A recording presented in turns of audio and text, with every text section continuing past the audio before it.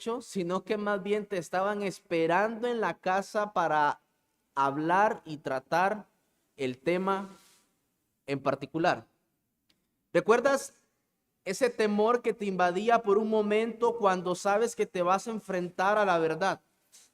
Es probable que camino a casa el viaje se hubiera vuelto más largo de lo habitual. Cada paso posiblemente hubiera estado cargado de tensión. ¿Sabías lo que te esperaba? ¿No querías estar frente a ellos ante esa mirada que dice todo? Una mirada que lo dice todo sin pronunciar una sola palabra. Probablemente intentabas retrasar lo inevitable inventando cualquier excusa para no llegar porque sabías que en el fondo no ibas a salir bien librado, no había escapatoria.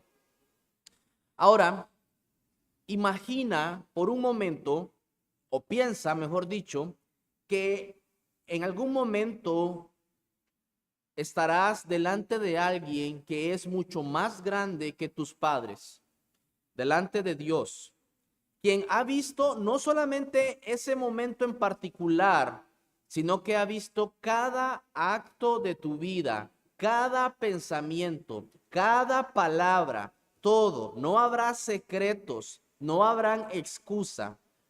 Déjame preguntarte algo. ¿Qué tan rápido correrías a presentarte ante Dios para defender tu caso? ¿Qué podrías decir cuando quien te juzga lo sabe absolutamente todo, incluso lo que has querido ocultar de ti mismo? ¿Qué harías? Ahora, el caso de Job es un tanto particular, porque él sí quiere ir delante de Dios, quien lo sabe todo, para presentar su caso, porque en medio de su sufrimiento, sus amigos lo acusaban injustamente y es entonces donde él declara, aunque él me matare, en él esperaré. Ya se habíamos quedado la última vez en este punto, que era realmente una expresión de la confianza que tenía en Dios, un deseo genuino de presentarse delante de Dios. Consciente de su integridad, también Job sabía que solo delante de Dios podía presentar su caso. Obviamente, sabemos por lo que la escritura nos dice que su confianza, la confianza de Job, no podría estar basada en la perfección, sino más bien que él tenía una conciencia limpia. Cuando nos referimos a una conciencia limpia, por lo tanto, es el hecho de que él no recordaba un pecado tan grave en particular que lo hiciera sufrir de la manera en la que estaba sufriendo. Él no encontraba alguna falta tan grave, es más, no recordaba una serie de faltas acumulativas que le pudieran estar pasando esa factura tan grande. Así pues, luego de que él habla a sus amigos, luego de que él les dice, ustedes como médicos no sirven, ustedes realmente han hablado incluso hasta mal de Dios. Así después de esto, una vez más, Job se dirige a Dios mismo a hablarle, a orar, por decirlo de alguna forma, a presentar su caso, porque él entendía que solo Dios podía ver más allá de las apariencias y reconocer su justicia. Una vez más, repito, él dijo en su momento, yo sé que seré justificado. No es que va a ser sin pecado, es que él, en su contexto de angustia, no estaba sufriendo por un pecado en particular. Y es así como vamos a estar estudiando los versículos del 19 al 28, teniendo entonces nuestro primer encabezado, la petición de Job a Dios, versículos del 20 al 22. Dice Job 13, 20 al 22. Perdón, desde el 19. ¿Quién es el que contenderá conmigo? Porque si ahora yo callara, moriría. Antes de continuar, él dice, yo voy a hablarles una vez más. Si yo me quedo callado, yo me voy a morir porque ustedes me están cargando demasiado, pero yo voy a hablar ahora. Dice, pero no le habla a sus amigos, sino más bien que habla con Dios. A lo menos, dice, dos cosas no hagas conmigo. Entonces no me esconderé de tu rostro. Aparta de mí tu mano y no me asombre tu terror. Llama luego y yo responderé, o yo hablaré y respóndeme tú. particularmente el versículo 20 podemos dividirlo en dos aspectos fundamentales. En primer lugar, podemos ver que Job, en realidad, nunca es que se ha escondido o ha mostrado la intención de esconderse de Dios. No tiene la intención de hacerlo, como dice el versículo 20. Entonces no me esconderé de tu rostro. En realidad, pareciera más bien que es el ocultamiento del rostro de Dios lo que a Job le está aterrando. De hecho, Caín usa las mismas palabras que Job en Génesis capítulo 4, versículo 14, luego de que Dios le dijo a Caín: has pecado, vas a ser expulsado por este mal que has hecho al matar a tu hermano. Y Caín dice: he aquí, me echas hoy de la tierra y de tu presencia me esconderé y seré errante y extranjero en la tierra. Note cómo él dice: de tu presencia me esconderé. Ahora, David dijo: ¿a dónde me iré de tu espíritu? No me voy a poder esconder delante de ti. Lo que nos da a entender es que más bien está el sentimiento de que es Dios quien esconde su rostro benevolente, su favor. No está realmente con Caín. Ya Caín dice: ya tu rostro se aparta de mí por completo.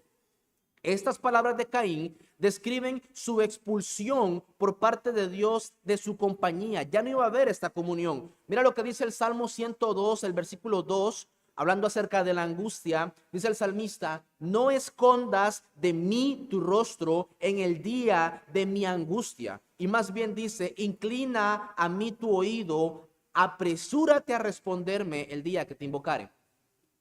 Nota cómo la expresión de rostro oculto realmente genera una angustia, una tribulación.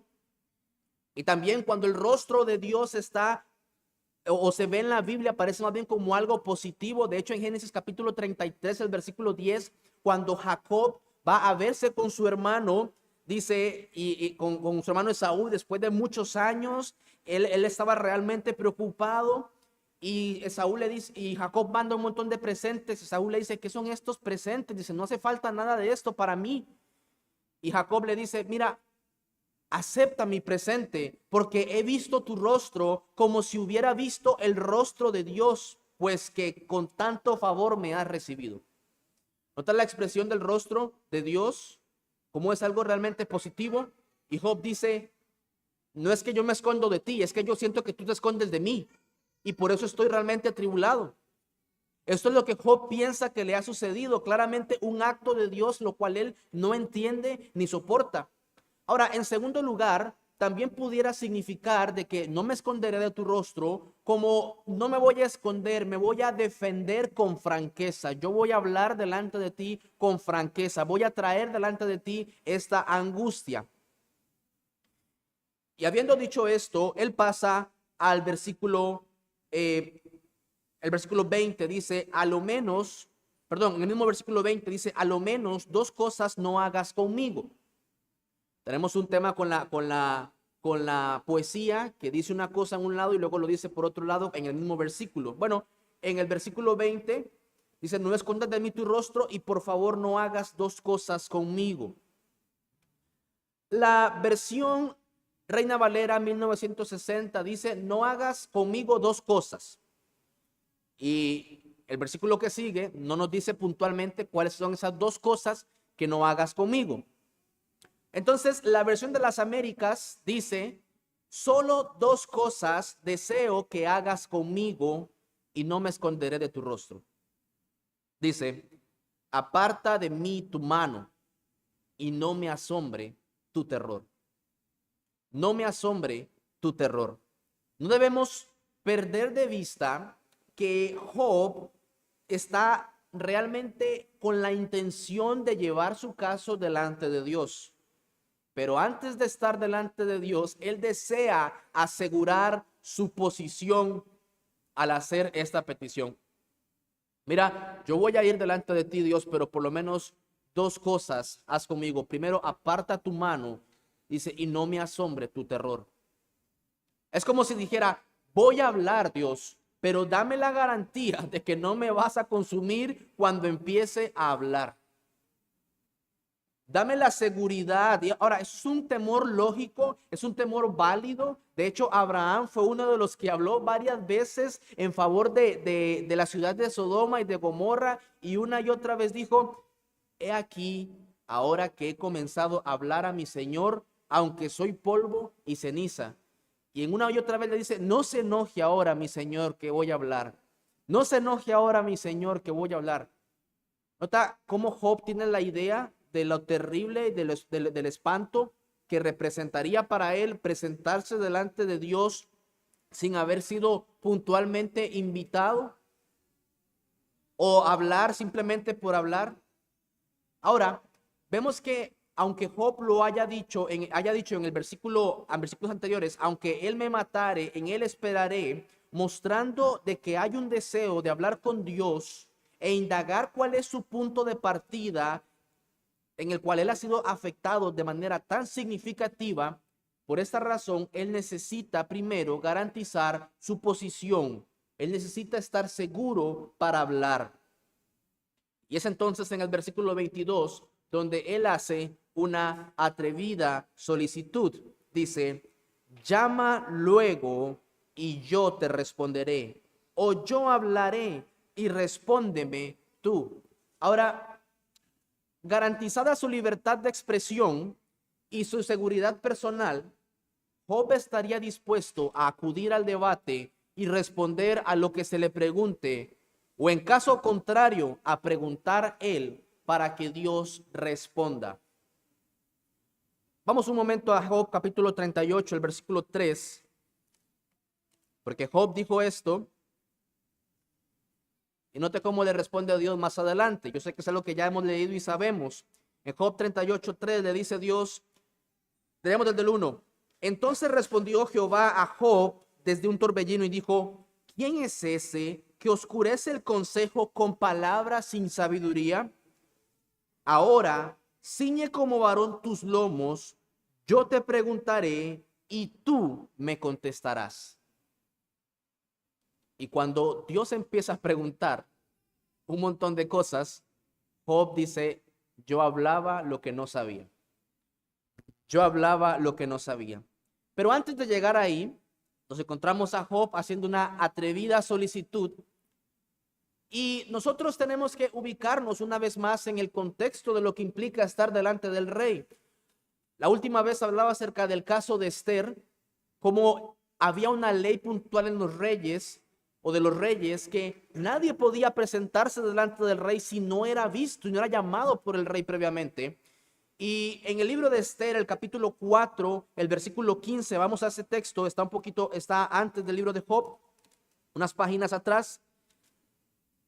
Esther capítulo 4, versículo 15, vemos cómo Esther atiende a la petición de su tío Mardoqueo cuando le dice: ve y habla con el rey. Y en el versículo 15, Esther está dispuesta y dice: y Esther dijo que respondiesen a Mardoqueo: ve y reúne a todos los judíos que se hallan en Susa y ayunad por mí, y no comáis ni bebáis en 3 días, noche y día. Yo también con mis doncellas ayunaré igualmente, y entonces entraré a ver el rey, aunque no sea conforme a la ley, y si perezco, que perezca. Nota cómo está la intención ahí. Se voy a hablar con el rey, no sé lo que va a pasar, pero como diríamos, que pase lo que tenga que pasar. Que pase lo que tenga que pasar. Imagínate ahora el caso de Job, entendiendo y viendo la creación de Dios, la grandeza de Dios, cómo con un diluvio fue capaz de destruir a toda la tierra. Se salvaron solamente 8 personas y dice: yo voy a ir a hablar, yo quiero ir a hablar delante de Dios. Aunque él me matare, en él esperaré, pero yo necesito ir a hablar. Mis amados, nosotros tenemos que recordar y saber, y yo sé que lo sabemos, cuán grande es Dios. Lo cantamos, ¿verdad? Cuán grande es Dios. Pero también es cuán temible es Dios. En Isaías dice: sea Jehová vuestro temor y sea él vuestro miedo. Vuestro miedo. Hay una famosa fábula o cuento para niños llamado El viento en los sauces. Y esta narra la historia de un topo y de una rata que andan viajando y buscando y en muchas aventuras. Y en determinado momento se reencuentran con un famoso dios de la literatura del cuento llamado el dios Pan o algo así era como le llamaban. Y dice, Topo le dice, después de recuperar el aliento, todavía agitado, susurró al oído de Rata y le dice, Rata, ¿tienes miedo? A lo que este personaje dice, ¿miedo? Murmuró con ojos radiantes de indescriptible amor. ¿Miedo de él? Oh, no, nunca, nunca. Y sin embargo, tengo miedo, Topo le dijo. Para los niños más comunes o de nuestra iglesia, hay un libro llamado Las Crónicas de Narnia, muy particular. Y en las Crónicas de Narnia se encontraban estos niños hablando con la señora y el señor Castor, preguntando acerca de cómo era ese rey que iba a poner todo en orden. Y después de que le explican cómo es o quién es, dijo la señora Castora, si hay alguien que pueda presentarse ante Aslan sin que le tiemblen las rodillas, o es más valiente que nadie en el mundo, o es simplemente un tonto. Entonces es peligroso, dijo Lucía. Peligroso, dijo el castor. ¿No oyeron lo que les dijo la señora Castora? ¿Quién ha dicho algo sobre peligro? Por supuesto que es peligroso, pero es bueno. Él es el rey, les aseguro. Sigue diciendo más adelante que cuando los castores y los niños se toparon a Aslan, no sabían qué hacer o decir cuando lo vieron. Cuando trataron de mirar la cara de Aslan, solo pudieron vislumbrar, dice el autor en su creación, C.S. Lewis, una melena dorada y unos ojos inmensos, majestuosos, solemnes e irresistibles. Se dieron cuenta que ellos eran incapaces de mirarlo.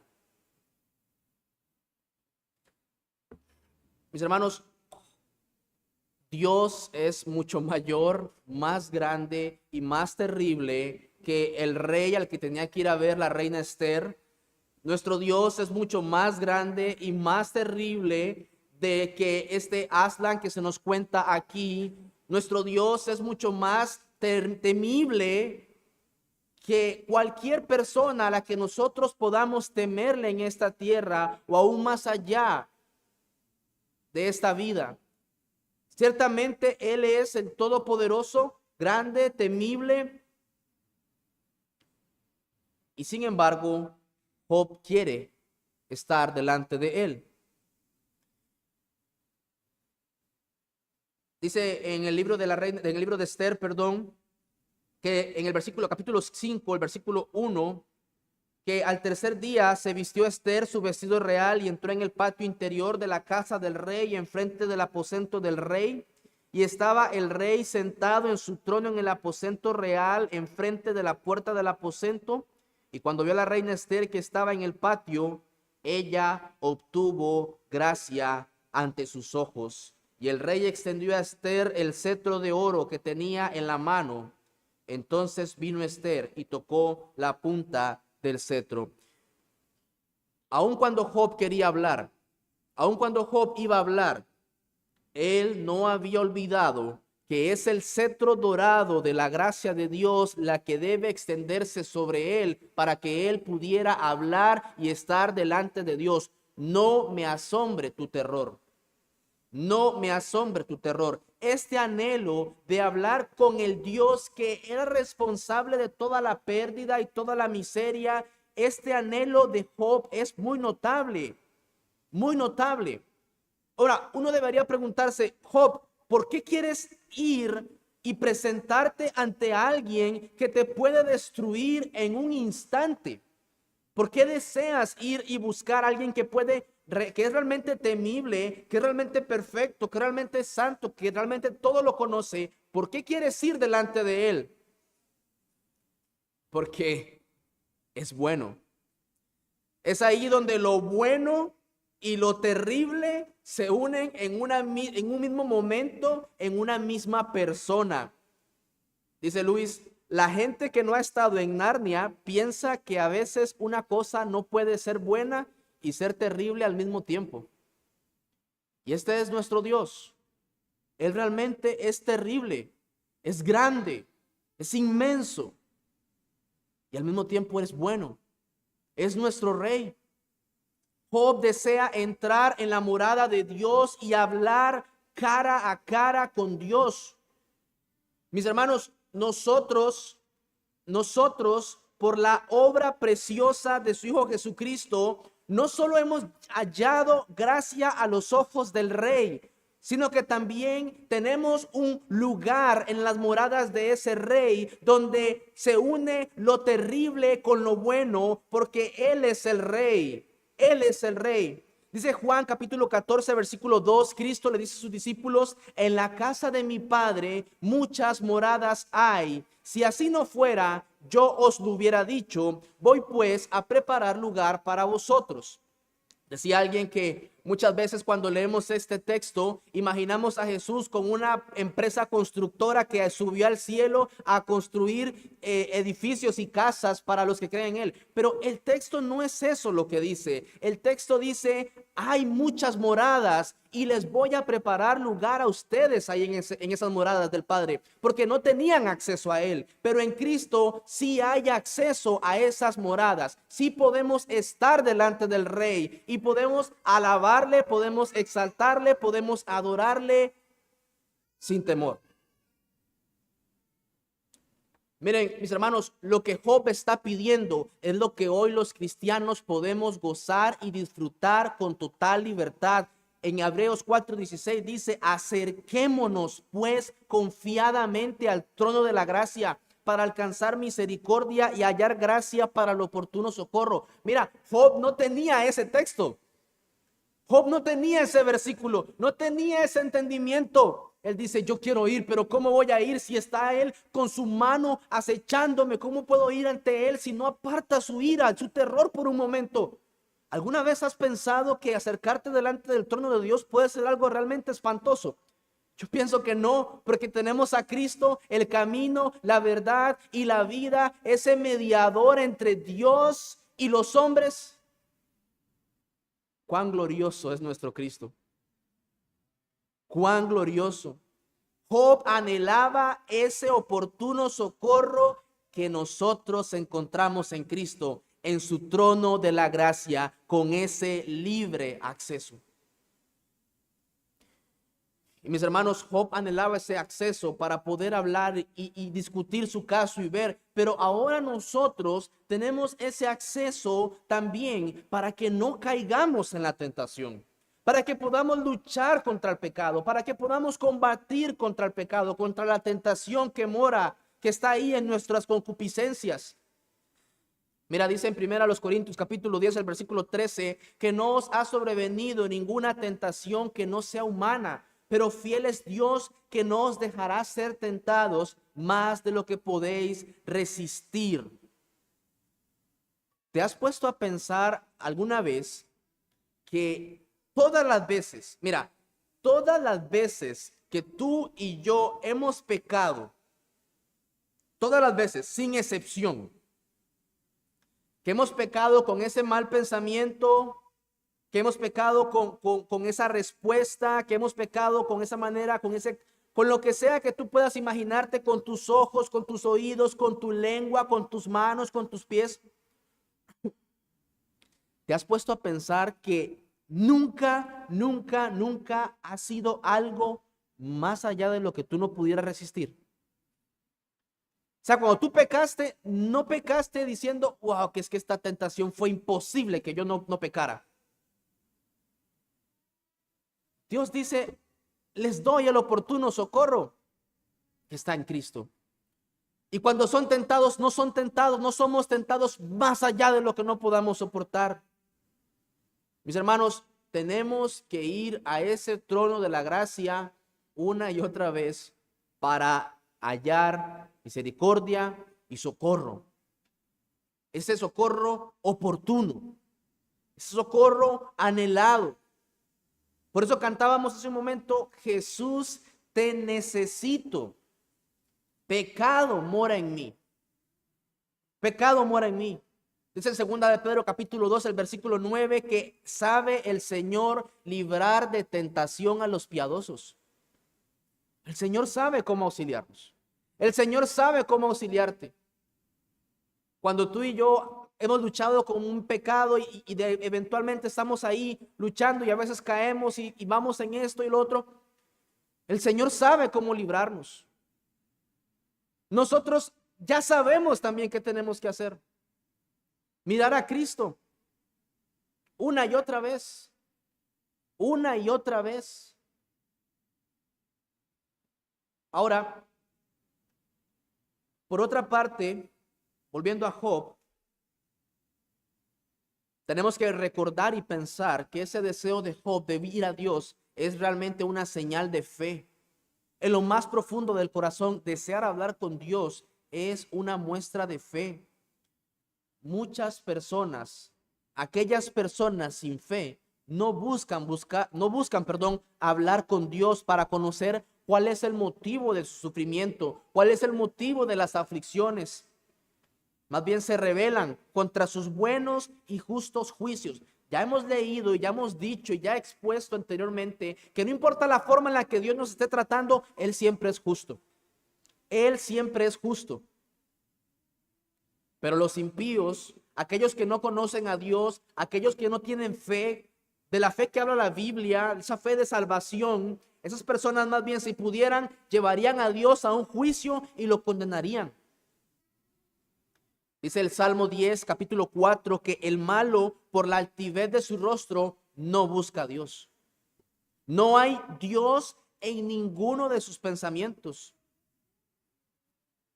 Y a pesar de que Job dice esto, a pesar de que Job busca presentarse delante de Dios, aún así él es profundamente consciente del problema, el cual expone a continuación, y ese sería nuestro segundo encabezado, la búsqueda de una explicación de Job, versículos 23 al 28. Dice Job, capítulo 13, versículos 23 al 28.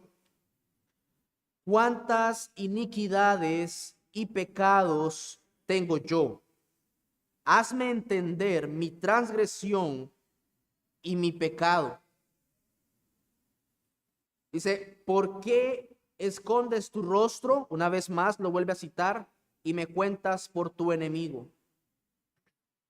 Ahora, Job nunca es que pretendió ser sin pecado. Job no es que nunca no pecó, no es que él decía es que yo nunca he pecado. Nunca pretende ser impecable. De hecho, él dice, hazme entender mi transgresión. Libremente en el versículo 26 dice que él fue un pecador en su juventud. Dice en el versículo 26, ¿por qué escribes contra mí amarguras y me haces cargo de los pecados de mi juventud? Él quiere saber cuáles son esos pecados particulares que justifican tal hostilidad de parte de Dios para con él. Y nota cómo él expresa esta búsqueda, porque él usa tres palabras diferentes para referirse a la misma idea, pecado. Él dice que son cuántas iniquidades, primera palabra, y pecados, segunda palabra, dice tengo yo, hazme entender mi transgresión. Todo al final viene siendo lo mismo, pero él dice, Job, yo voy a ir en todas las áreas posibles. Yo quiero realmente saber qué es lo que está afectando, cuál es mi situación que me pone en una enemistad tan grande para con Dios. Y mis amados, hay algo que nosotros necesitamos recordar siempre, y yo ya lo he dicho varias veces, que el pecado en toda su variedad y depravación es el problema de Job en este momento, es el corazón del problema de Job, como lo es el corazón de todos los problemas humanos. Ya hemos dicho que y demostrado que aunque Job no maldijo a Dios con sus labios, pecó en diferentes formas y maneras, en medio de su debilidad, en medio de su angustia, en medio de su aflicción. Y es que, como lo he dicho en otras ocasiones, como decía un hermano, el pecado lo complica todo. El pecado lo complica todo. ¿Por qué crees que no puedes disfrutar a plenitud todas las cosas buenas que Dios ha hecho y que nos ha dado aquí en la tierra? ¿Por qué crees? Por el pecado. Ese matrimonio hermoso y maravilloso, esa ceremonia que fue tan sublime, a los años empiezas a ver el pecado de tu esposo, de tu esposa. Esos hijos, empiezas a ver el pecado de tus hijos. En la iglesia empiezas a ver el pecado de tu hermano, de tu hermana. En el trabajo, ves que te gusta tu trabajo, pero al poco tiempo, a los meses, a los años, ves el pecado de todos. En tu corazón ese deseo de buscar la palabra no está siempre. En tu corazón ese deseo de orar no está siempre. El pecado lo complica todo y evita que nosotros podamos disfrutar a plenitud todas las bondades que Dios derrama para nosotros o nos da a nosotros. Ahora, Job no está sufriendo por causa del pecado, pero el sufrimiento que experimentamos nosotros en esta vida tiene su raíz en el pecado, ese pecado remanente que nos impide ver las cosas desde la perspectiva correcta. Poned la mira, dice, en las cosas de arriba y no en las de la tierra. Puestos los ojos en Jesús, el autor y consumador de la fe.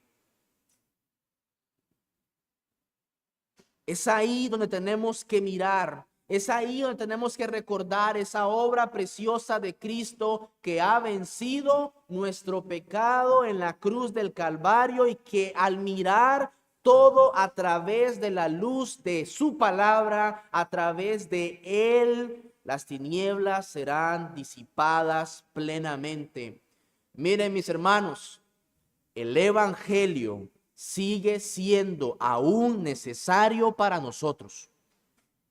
Es muy probable que como creyentes y miembros de la iglesia, cuando usted y yo escuchamos la expresión, mira a Cristo en arrepentimiento y fe, tú piensas en la visita, tú piensas en aquel que no es miembro, tú piensas en aquel amigo o amiga, compañero o compañera, pero tú y yo seguimos necesitando mirar a Cristo en arrepentimiento y fe. Y fe. Decía Agustín de Hipona, mi pecado más incurable era el no creerme pecador. Todavía nosotros necesitamos seguir en ese autoexamen, necesitamos seguir examinándonos. Como dice Job aquí, hazme entender cuál es mi transgresión. Hazme entender mi transgresión y mi pecado. Mis hermanos, todavía hay pecado remanente en nosotros que necesitamos mortificar. Todavía. Pablo dice, yo mismo no pretendo haberlo alcanzado ya. Pablo todavía está diciendo, yo estoy mortificando, batallo, golpeo mi cuerpo y lo pongo por servidumbre, no siendo que habiendo sido heraldo para otros, yo mismo venga a ser eliminado. Miren, mis hermanos, Pablo levantaba iglesias, Pablo predicaba, Pablo sufría, Pablo era encarcelado, era apedreado, era azotado, era perseguido. Y él dice, yo pongo mi cuerpo en servidumbre, lo golpeo, porque todavía hay pecado en mí. Yo puedo venir a ser eliminado. ¿Qué es? ¿Que la salvación es por obras? Entonces, en ninguna manera. Es solo por la gracia del Señor. Pero necesitamos seguir luchando, combatiendo, siendo conscientes de que hay pecado en nosotros. Decía Thomas Watson, que el arrepentimiento es una medicina espiritual compuesta de 6 ingredientes. 1, reconocimiento del pecado. 2, tristeza por el pecado. 3, confesión del pecado. 4, vergüenza por el pecado. 5, odio al pecado. 6, alejarse del pecado. Dime una cosa, tú como cristiano que eres y miembro de la iglesia, ¿tú no necesitas esos ingredientes todavía? Decía, si falta alguno de estos, el arrepentimiento pierde su virtud. Hazme entender mi transgresión. Mi transgresión. Ahora, Job ha dicho, ¿por qué? ¿Por qué? ¿Por qué? Él está buscando realmente una explicación. De hecho, se repite prácticamente la misma idea del capítulo 3 del libro de Job. Todas estas preguntas que Job está haciendo aquí están fuertemente relacionadas en lo que Dios está haciendo con Job y él quiere saber por qué y entender por qué. Vimos hace un tiempo atrás que es bueno preguntar a Dios, hazme entender por qué es que estoy afligiendo, por qué es que estoy siendo afligido. Pero ahora Job no se queda solamente con esto. Ahora Job dice, hazme entender cuál es mi pecado. ¿Cuál es mi pecado? Porque entendiéndolo, estoy dispuesto a dejarlo. ¿Para qué? ¿Para recuperar todo lo que he perdido? No, para que ya no escondas tu rostro de mí. Con toda franqueza, pide a Dios que le presente los cargos que contra él tiene. ¿Cuántos son mis delitos? ¿Por qué estás irritado contra mí y escondes tu rostro? ¿Qué es lo que he hecho para que me trates como un enemigo? Y si he cometido alguna falta, ¿hay proporción entre ella y los sufrimientos que me impones? Nota lo que dice el versículo 25. A la hoja arrebatada has de quebrantar y a una paja seca has de perseguir. ¿Por qué escribes contra mí amarguras y me haces cargo de los pecados de mi juventud? Es como que si Job dijera, es extraño que Dios se meta tan a fondo con una cosa tan frágil e insignificante como lo es el ser humano. Job dice, yo soy como una hoja tenue, arrebatada por el viento, y parece indigno que Dios me trate de una manera tan despiadada. Y él en el versículo 26 habla acerca de las amarguras, ha sugerido que Dios sí es como un médico. ¿Recuerdan cuando le dijo a ustedes, a los amigos, ustedes son como médicos nulos, no sirven? Y dice, Dios más bien es como un médico que me da una receta, una medicina realmente amarga. Y mis hermanos, cuando la enfermedad por lo general es muy grave, la medicina o la cura o el tratamiento es exactamente igual.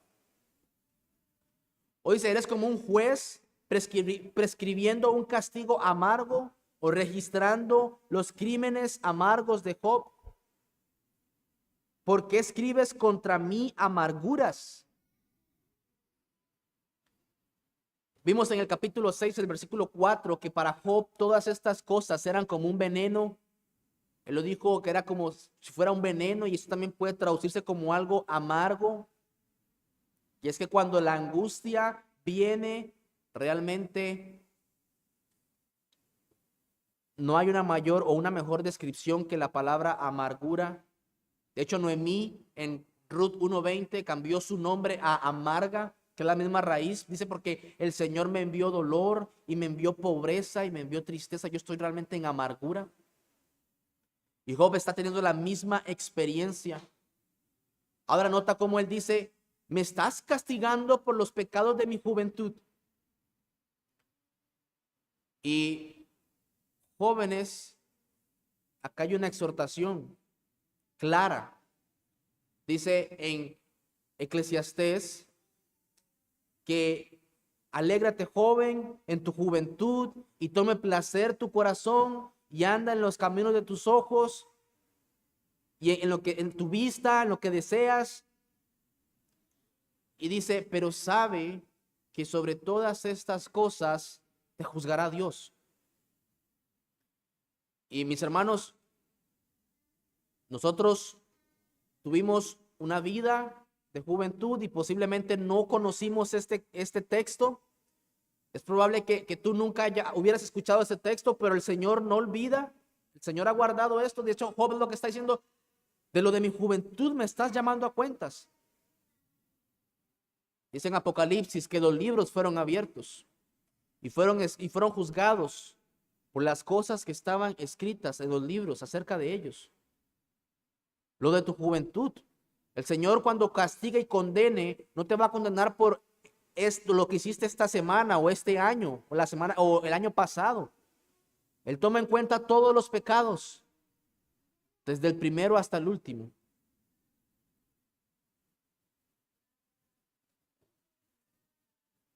Pero si tú has experimentado amarguras y tú todavía no has ido a Cristo realmente, este es el tiempo para mirarlo a Él.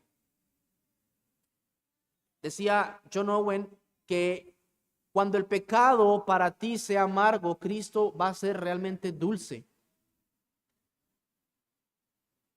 Dice Charles Spurgeon: nadie puede venir a Cristo y conocer su perdón sin sentir que el pecado es una cosa odiosa que llevó a Cristo a la muerte.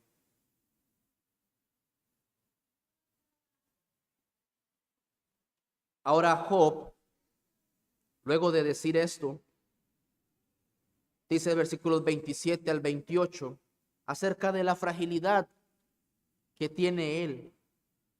Dice: pones además mis pies en el cepo y observas todos mis caminos, trazando un límite para las plantas de mis pies, y mi cuerpo se va desgastando como de carcoma, como vestido que roe la polilla.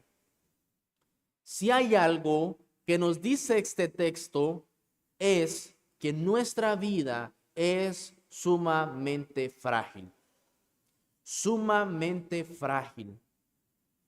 Basta con que Dios use su dedo para que nosotros nos sintamos realmente angustiados, oprimidos, en amargura. Eso fue lo que dijeron los sacerdotes de Faraón cuando empezaron a ver el montón de plagas. Dice: esto es el dedo de Dios. Cuán frágiles son los seres humanos delante de aquel Dios grande y temible. Cuán frágiles somos.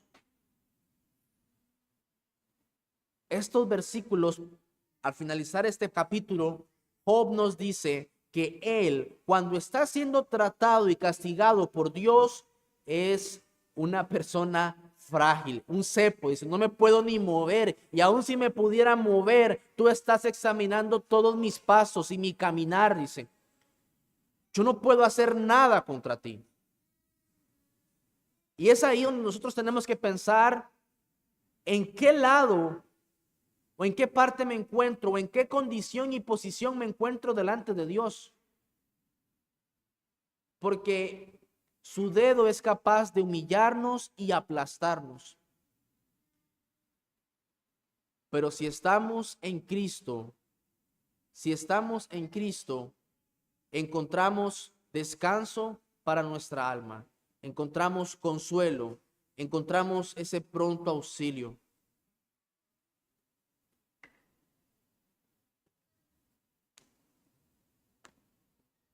Para terminar, quisiera hacer una pregunta a aquellas personas que aún no se encuentran posiblemente del lado correcto. El punto aquí es que Job necesita presentarse delante de Dios y quiere hablar delante de Dios. Pero tú tienes esa misma confianza, o tendrás esa misma confianza de presentarte ante Dios cuando Él te llame a cuentas. Podrás, como Job, decir con valentía que aunque te enfrentes a la muerte, tu esperanza permanecerá firme en Él. Es realmente una pregunta inevitable, porque ante Dios no habrá ni excusas ni escondites, solo la verdad. ¿Estás realmente firme y seguro en la condición en la que te encuentras hoy, el día de hoy? ¿Puedes con certeza permanecer en pie delante de Él cuando estés delante de Él? Porque vas a estar delante de Él. Como decía al principio, no importa cuánto postergues llegar a ese lugar para estar a cuentas, llegarás. Llegarás. Y delante de la persona que estarás, lo sabe todo, lo conoce todo. Mira, si se trata de un juicio, tú necesitas un buen abogado. Y ese es Cristo. Y ese es Cristo. Ese es Cristo. Tú necesitas mirar a Cristo en arrepentimiento y fe como aquel que puede salvarte, como aquel en quien puedes poner toda tu confianza y esperanza, porque tú delante de Dios no vas a poder permanecer. Él es grande y temible, pero Él es bueno. Él es el Rey. Mis amados hermanos, nosotros necesitamos meditar y recordarnos, continuar en ese constante recordatorio de la gracia de Dios, del evangelio de Dios, de ese arrepentimiento genuino, constante, de ese autoexamen para agradar y para vivir para el Señor. Decía Juan Calvino, los más santos entre nosotros saben que se mantienen firmes por la gracia de Dios y no por sus propias virtudes. Nosotros necesitamos seguir acudiendo a ese trono de la gracia. Algo que Job deseaba, nosotros lo tenemos con toda la luz, la claridad, el entendimiento para poder disfrutar de una comunión sin interrupción, de una comunión perfecta, llena de gozo. Dice que la senda de los justos es como la luz de la aurora que va en aumento hasta que el día es perfecto. ¿Has visto cómo sale la luz en la mañana, el sol en la mañana, y va y va y va hasta que es la plenitud, las 12 mediodía? Sí, a veces aparece una nube que oscurece un poco esa luz que está saliendo, pero ahí está. Mis amados, nosotros necesitamos seguir mirando a Cristo una y otra vez. Mira, y la obra de Él es la que debe completarnos, gozarnos, darnos paz, gozo, contentamiento. Mira, pueden haber días en los que tú hagas un devocional perfecto. Puede que hayan días en los que tú hagas oraciones sublimes, pero aún así, eso está manchado de pecado. Nosotros somos agradables delante de Dios por la obra de Cristo, no por nuestros excelentes devocionales y nuestras excelentes oraciones. Es por la obra preciosa de Cristo, a quien tenemos que mirar, seguir